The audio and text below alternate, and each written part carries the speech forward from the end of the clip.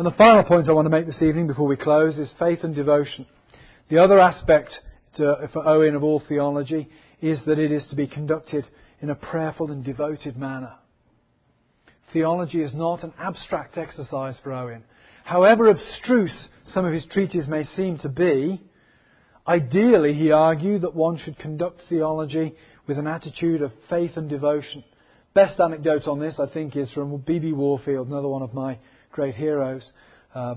When Warfield was going to a study one day, and somebody said, "Oh, Mr. Warfield, better that you spend 10 hours on your knees than you spend 10 hours in front of your books." Warfield responded, he said, "Better that you spend 10 hours on your knees in front of your books."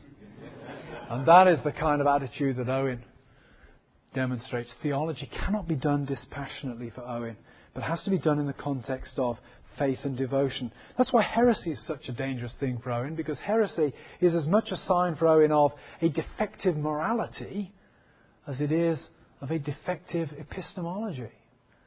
For Owen, people are heretics because they're bad people, not because they have intellectual problems. Now, that might be a bit extreme, an extreme way of putting it, and I've often thought that it marks a difference between our age and Owen's age, that we tend to think now of heresy in terms of the mind rather than the moral state of the heart.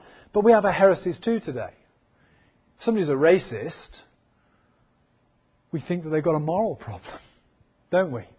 They may dress it up in fancy intellectual language, but at the end of the day, they've got a moral problem.